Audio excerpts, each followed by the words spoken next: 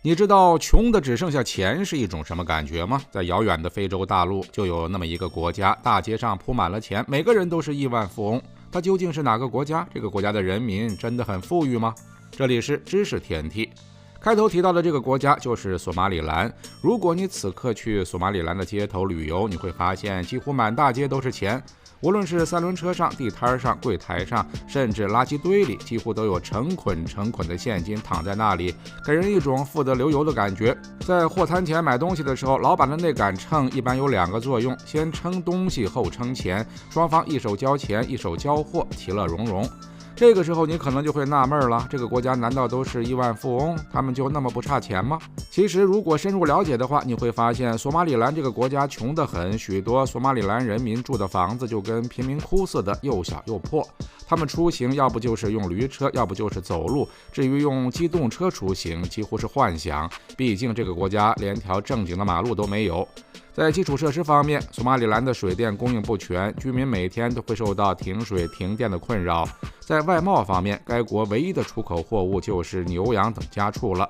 然而由于地区动乱，所以该国的外贸也经常被打断，有时候甚至因为各类枪击事件导致贸易颗粒无收。可见在经济发展这方面，索马里兰和他的老哥索马里有得一拼。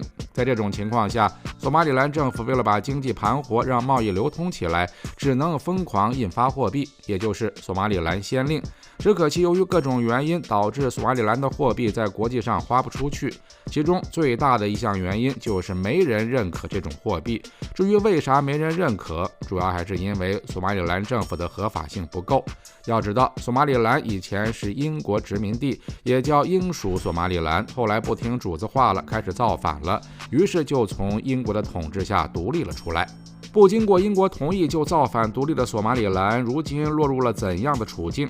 最惨的莫过于至今索马里兰在国际上的认可度还是很低，也正因如此，所以前些年索马里兰发现石油的时候，许多国际石油公司都没法贸然介入，毕竟该国不被承认，所以石油挖掘项目就开展不起来。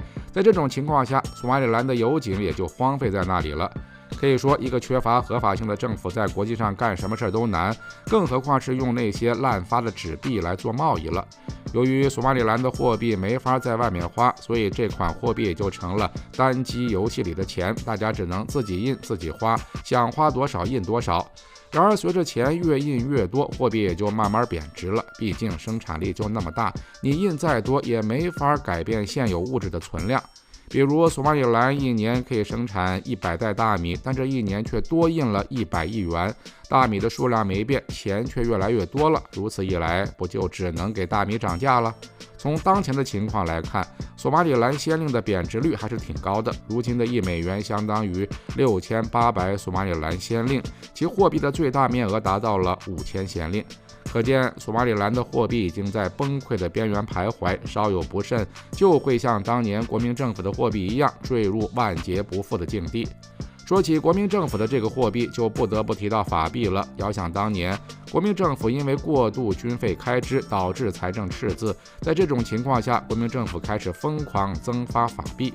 那时候疯狂到了何种地步呢？要知道，在1937年时，法币的发行总额才14亿元，到了1947年，法币发行总额居然飙升到了16万亿元，短短10年时间里就涨了1万多倍。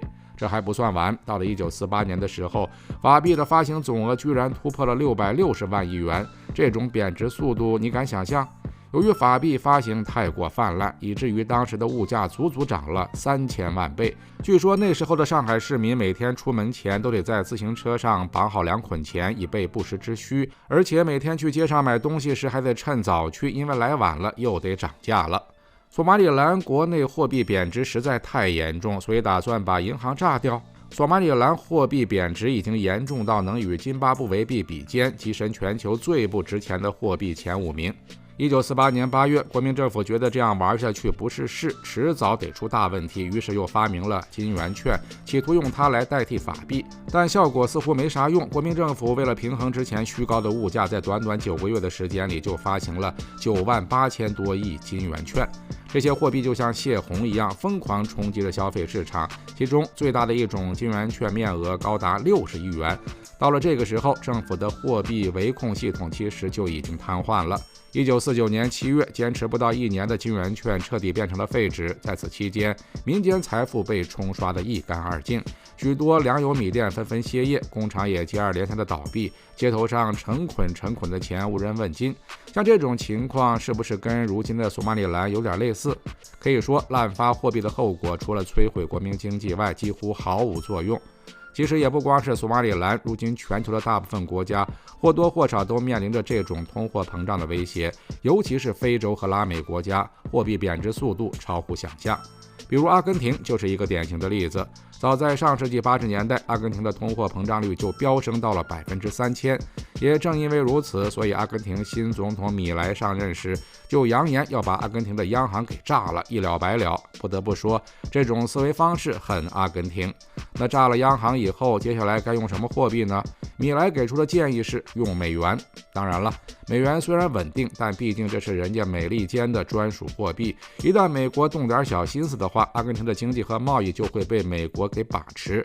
在这种情况下，阿根廷就更别想翻身了。阿根廷如此，索马里兰亦是如此。当然了，针对这种情况，索马里兰其实已经无所谓了，毕竟国家经济本来就这么烂了，接下来又能烂到哪里去？无非是从一个坑跳向另一个坑。知识天地，专注你不知道的食物科普，我们下期再见。